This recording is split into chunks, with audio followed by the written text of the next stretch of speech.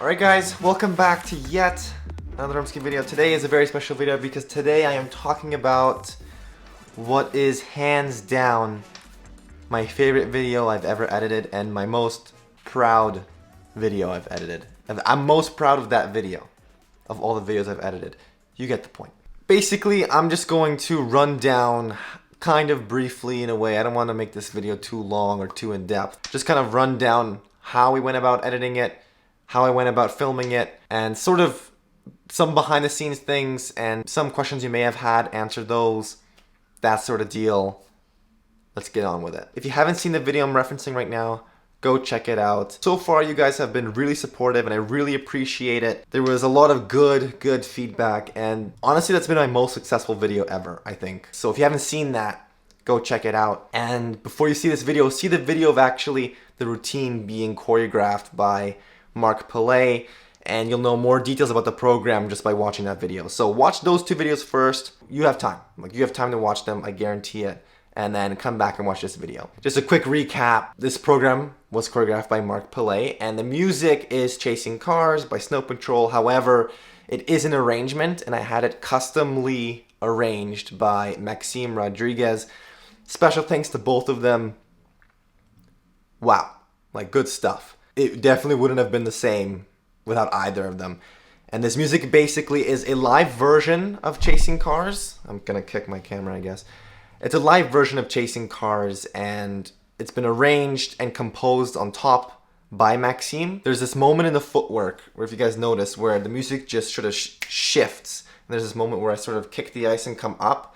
That's actually probably my favorite part of the program, by the way. That's sort of the shift, and there is some composition beforehand, I think. And then after that, there's a lot. So all the added piano, all the added strings, and then right at the end when the spins happen, there's a lot. There's a lot of extra stuff in there, especially the choreographed sequence. So much. That just sort of, it really took it to a new level. Basically, the whole idea of how this came down is Skate Canada got canceled, and because of that, I wanted that to be the debuting moment, was at Skate Canada at a big event. Obviously this was done in sections, right? It was cut up and chopped up and edited. The whole point was not really, it's not a competition here. It's a sort of very artistic performance, right? I wanted to showcase, it's literally a showcase of the program, and there were certain angles I wanted that, you know what, at a virtual competition, I don't think you'll ever see. I don't, well, obviously you won't see, but there are certain features and moments in this program that, there's these moments I'd rather you saw it live, honestly, all of you. But I want to sort of accentuate and show off those moments as best as I could on camera, because it's still not the same on camera as it is live, in my opinion. I think there's a different connection when you're actually live. I did what I could, and because of Skate Canada being cancelled, debuting this virtually did not sit well with either Tracy or me, and we thought, you know what? We're gonna film this thing. I got my best friend Alex to shoot this video because obviously I'm not gonna shoot myself. I'm skating. Thankfully, he has quite good knowledge on cameras and the whole camera lingo. So our workflow was really fast and efficient. We could only do it on certain sessions. So basically 1 session a day, 5 days a week. That was the only session where I can get Alex because he's on the ice, he's a coach. Because of our limited numbers, we could only plan certain days that he could come in because, you know, we're kind of short on space. I'll show you exactly what Alex was carrying. This camera on a gimbal plus a monitor, it gets heavy. It is a camera with a lens, pretty big camera, although as far as video cameras go, this is pretty compact. This is a gimbal. If you don't know what a gimbal is, it's a stabilizer. So you can kind of just to give you more of a close-up, you can shake the camera around, and you can do all this. You can do smooth motions with it, right? So it'll smooth out all the motions so they get that smooth look. You can lock it off. I'm gonna walk around the camera.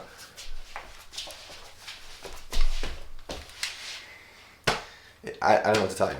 All this put together, it becomes a very heavy setup. So even Alex started complaining that he was getting sore by the end of the week, but it was all for a good cause, man. We wanted to make a showcase, a music video, an artistic impression of this. After Skate Canada got canceled, we decided not to do as many long programs anymore. We're going to do sections. And so the plan was doing sections of the program, we decided we're just going to do the sections of the program and have it filmed. Because to get that framing and to get everything how I wanted, it would have been impossible to get it done like in a full run program. Like in a full run, I mean. In a full run, it would have been impossible to get the perspectives that I wanted and to have it fully, like you would have to choreograph camera moves. That's what they do in Hollywood. They choreograph all this stuff. They know where the camera needs to be at what time. They practice. This was on the run, run and gun, just do your thing. Basically, all I did was I trained my sections all week and then asked Alex to shoot all those sections. And good thing, he knows cameras, he knows the camera lingo. Like I said, we were going back and forth. I told him, okay, Alex, track me forwards. Or I'd be like, oh, zoom out to 30, zoom into 35, zoom out to 16, go to 50, go close up, wide, everything. Everything was just like super quick. So Alex, you're the real MVP here. Okay, without him, this could not happen. I would have a very short conversation. I'd have a conversation and tell him, listen, I want to shoot this at 24 millimeter.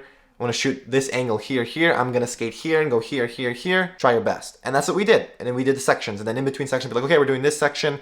Take this angle from here. I want to flip from this angle, south from this angle, this. Did our sections. Very efficient, very good. Basically, I did that training from Monday to Thursday, all the sections of the program, and got them together. Then Friday was a day just for pickups. So close-ups, like really close-ups and stuff, and transitional pieces. That was on Friday. And sound was on Friday. Yes, sound. I had to record sound separately. Let that sink in. I went out of my way to record ice sounds for you. And you guys loved it, but I had to do that. Just think about that for a moment. And then I had to sync it up later. I generally edit all my videos on YouTube. All of those I edit on Final Cut Pro. It's a software that is Mac exclusive and is actually the main reason why I bought a MacBook, because of speed and efficiency. And for vlogs, that's very, very important. But for something like more professional grade work, not that Final Cut is not professional, it's just, in my opinion, there are better programs for professional work. Not that you can't get professional results, but this is what I was using. This is what I'm using for this project. So here we are. This is Blackmagic DaVinci Resolve 16. I think 17 is coming out. This is a free software, by the way. You can literally go out and buy this and play with this if you want. Sorry, no. You can go out and download this for free and play with it. So this is how a project looks, or how this project looks, rather. For those of you who've never seen a video editing program before, basically it's like, this is your video. This is, I'm gonna have to mute that because copyright. So some of you guys actually asked, and some people have asked me, yo, like how much money did you make on like that video? Because it was pretty successful, obviously thanks to you guys. And zero, because I don't own the music, so yay. So yeah, I'm gonna mute that. When you're watching YouTube and you have the timeline, right, you can scrub through. That's literally what this is right now. That's just the timeline. And then all these are just different layers of stuff. So the top half right here, that's all video stuff. And then the bottom half, that's all sound. Now, this is probably like the most unorganized and worst workflow you could probably do. Like, this is not a good practice, but I was just in a rush to get it done. And it's not the neatest thing in the world, but like it's working. It's doing its thing. So basically we just, like I said, we did sections. It's obviously sections, and that was the whole idea. I put them down in the timeline and timed it up and synced it up and then cut wherever it looked best to cut. They were pretty big sections. We did sections of like 3 jumps, and then depending on what I wanted to focus on, because it's hard whenever you want a certain look, especially like film wise, if you want a certain frame, to keep that certain frame and have it choreographed. And in Hollywood films, when they want those really long shots, they have it pre-choreographed and they figure out everything. But this was on the fly. So I was literally on the ice and I told Alex, like, okay, I want this frame like this. And because of his knowledge in cameras and he understands camera lingo, it was very smooth. But to have it right and down every single time was unrealistic. So this way we could get every kind of frame that I wanted. And these are all, this top section right here, these are all different cuts and clips. And they're in layers. So the top layer basically takes the priority. Whatever's on top is what's actually shown. Underneath, for example, here, Right here, there's like the top layer and then the underneath layer. This is from one shot. That's the underneath layer. So that was from the shot before. And you see, sometimes things don't perfectly line up. And that was the biggest challenge here is every time you skate, it is slightly different. Whether it's by half a cross cut or half a step, it is still slightly different. So this is synced up to music. All of these clips are synced up to the music because the music was playing in the background. And it's just slightly different. You can see the arm positions are the same, but that was a huge challenge. Also, the colors are different because it's not graded, but that's fine. I had to find a place where I can cut where it matched up the best that I could. And I had to wrestle with that edit a lot because if you try to shift a little bit at the beginning, then it messes up a little bit at the end. That was a kind of a disaster, and I didn't expect that challenge, to be honest, but it happened. That's basically it. For the main edit, that's all I had to do. Each shot, I kind of color corrected, color graded, whatever. That's fine. This is where things got really, really frustrating, and that is sound. A lot of you guys were thankful that I kept the sound, and some people were like, oh, thank you for not editing out the sound. It's funny that you say that. I did not edit out the sound. I had to edit the sound in. If you just record music, let's say I'm in the venue, I'm at the rink, and I'm recording my skating and the sound in the skating, you're not going to hear the music properly. You're coming from speakers into a microphone. It's not the same. And I wanted you guys to hear the music and hear how the choreography and movement is working together. So I had to basically remove the original sound from the original video. So if you look here, the original clips, these are all muted. These are all muted clips. I muted the original and then I just slapped a layer. This is my music right here. It's muted. I slapped that layer of music so that you get the actual file. So you can actually hear in your earphones or speakers, whatever it is, you can actually hear what's going on. Here's where it gets really interesting. So that's muted and I got the music. So that's when I had to record sound externally. Basically all of this was shot on a gimbal. There's only a couple of shots where it's not shot on a gimbal. There's a couple of tripod shots right here. That transition from the flying camel, I really, as the music changes, I don't remember the music terminology of that, where it goes like up and down with the music with the piano notes right here. I wanted to make quick cuts. This is the only time I use a different lens too. I used this bad boy over here. That's the only time I've ever used a different lens. I used this one and then the one you saw on that gimbal. That's how that was shot. Everything else was shot on a gimbal. That's what I wanted, the super smooth look. I was thinking about going handheld, just handheld in some shots, but it would have distracted you guys. So I wanted to just make it as artistic as possible, but still have you guys in the program, sort of with me, if that makes any sense at all. Let's just watch the opening right now. Now I apologize if it's coming out choppy. There's just a lot of things going on right now. I can try without the color corrections. Maybe that'll speed it up a little bit. Oh yeah, that helps a lot.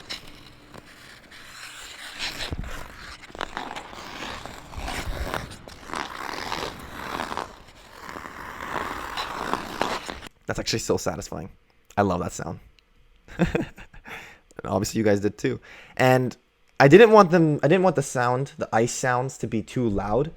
So I made them like really, really quiet. And I actually exported this. I posted this video twice. The first time I posted it, I noticed on other devices the ice sound was way louder than, for example, on these headphones or the speakers that I use in my Romsky studio. I don't know what it is, but the phone speakers, for some reason, the way they're tuned, the way they're made, they made the ice sound so loud. So I had to post it a second time, making it even quieter. Over here, there's different changes in levels.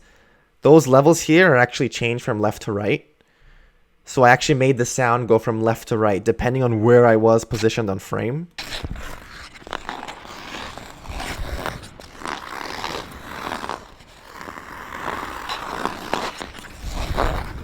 So if I was skating to left, the sound goes to the left. If I'm skating to right, the sound goes to right. And those are the details I wanted. And you guys probably didn't notice, but for some of you who are wearing headphones, it's just that extra little bit of detail that you don't notice, but then when it's there or when it's not there, it's like a little different. And this, I felt, still kept you more connected. And I didn't do it for every shot because a lot of the shots I'm centered, right? So if I'm centered, I'm going to keep the sound centered. But if I'm moving around frame, I was adjusting. And so the first part was fine. I'd say, look at this. First 20 seconds, sound editing, easy. Volume, changing the levels, done. After that, It's a disaster. Cut after cut, cut after cut, cut after cut, because things start changing. Once you start adding jumps and stuff, spins, timings, everything's slightly different every time you do it. And then around here, it got really crazy. Like really, really, really crazy. Right here, we've got like a bunch of different sounds compiled together. But it's so satisfying when it actually comes together. Like, just listen.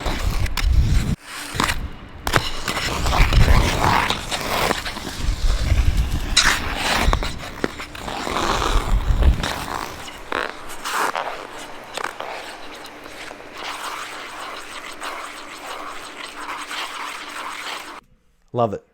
That was a ton of work, definitely, to get those sounds together. But once they fit, it feels so good. Just love it. So yeah, that was sort of the process of the editing. Is the sound. By far the sound took so much. And a lot of you guys loved the sound, and I bet you guys thought it was a small detail. I spent 90% of this edit on sound. Okay, maybe not 90, I'd say 75. 65. Let's go 65%. I had to wrestle with the edit a lot, but the sound, that was definitely where it was punching me, man. Like, it was tough, but regardless, I'm pretty proud of how it turned out. Just to show you the full timeline, like, the more I look at this, I realize, like, wow, this was a very unorganized workflow. That's fine. Yeah, this whole thing, and a lot of it doesn't need to be there straight up. I just did not have the time or patience to organize it, but all that turned out to be what it was. So overall, it took about a week to shoot, and then I'd say a week and a half, 2 weeks of editing. As to how many hours, I think it was 6-7 hours of shooting, 15 to 30 hours of editing. I'm not sure. Like, I'm sort of ballparking these numbers, but that's sort of what it was. A lot of you guys were asking about the program content in the program. A lot of you noticed there's only one triple axel in there, and there's 2 triple Lutzes right now. The reason was because that was the planned program content for Skate Canada. That was what I was ready to go for at Skate Canada. That might change later down the road. I'm not going to say anything, but we are playing with different jump orders and different jump combinations. This was what I was ready for at Skate Canada, so this is why we decided to film this. I could have added a second triple axel, maybe a quad toe and stuff. I could have added that in the edit, but we decided, that's not dishonest, but it's like that wasn't even my planned program content. We're just gonna put it in for the video. So we sort of got rid of that. And then B, we didn't want to show off. We didn't want to leave the program without there being more to show, right? Because it is a showcase / like music video. We want it to be just a show and not the full competitive program, if that makes any sense. So that was the reasoning behind that. How many takes do you need to get all the jumps perfect? Okay, so I did miss the jump sometimes. You know what? Here's a blooper reel. There's some pretty funny stuff out there.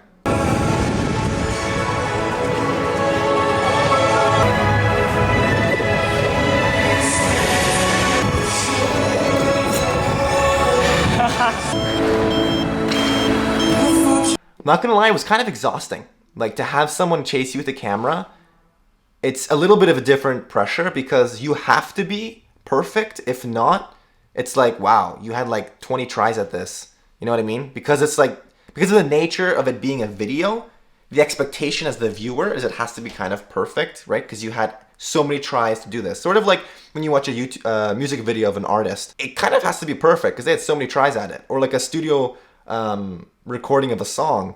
Like, that song better be on key and perfect. You had all the time to edit, tune it, have the artist try again, right? So there was that kind of pressure, and that was exhausting. Like, all week, having someone chase you with a camera while skating, exhausting. A lot of energy. I am definitely not doing anything like that again for a little bit. Did you use a drone at 332? Did not use a drone, I'm telling you. I used this camera and this lens for like 99.9% of the shots. Fun fact, think about it. I tried to keep the continuity more or less okay. It's not like I cleared the ice. So you'll see some people show in and out. Sometimes you'll see, if you look closely, Tracy, her coat changes partway through the program. a little bit of the weather outside changes, so one day's a little sunnier than others. There's only so much I can correct in colors to correct for that, but you could see that. I had to wear the same pants and same shirt for the whole week.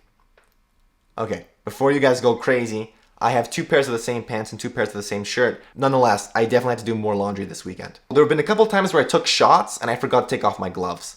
That would have been way too jarring. So stuff like that. I had sections done, I had gloves on. I'm like, great, can't do that one. Or if I forget to roll up my sleeves were like, 'cause I like skating quarter sleeve up. I don't know why. Just for now, I'm just gonna quickly run down what I think this program just means to me. And I hope you guys got this sort of sense. It's just pure like joy, right? So I think it's kind of a love song, but I want it to be more than just like a romantic kind of love, but just like every kind of love imaginable. Sort of like whether it's parental love or friendship or romantic love, just everything together, just pure like joy. That was sort of the whole idea that I wanted. I hope you guys got that from it. There's this moment, like when the music switches, that moment, that's sort of the shift in the program. So the beginning is more like desperate and yearning. And then after that shift, that's where the joy kicks in and sort of that kind of thing. That's sort of how I have it mentally in my head. And I hope you guys got that from it. I love this program a lot. I can't wait to skate it in a real situation. And honestly, I don't think we're gonna have that real situation anytime soon. In times like these, it's unrealistic to think that it's gonna happen, straight up. But anyway, hope you guys enjoyed this video. Like this video if you liked it, disliked it. And yeah, I'll catch you in the next video. By far, that video was my biggest, most proud video I ever made. And you guys seem to like it also, so it's pretty awesome. Catch you guys later.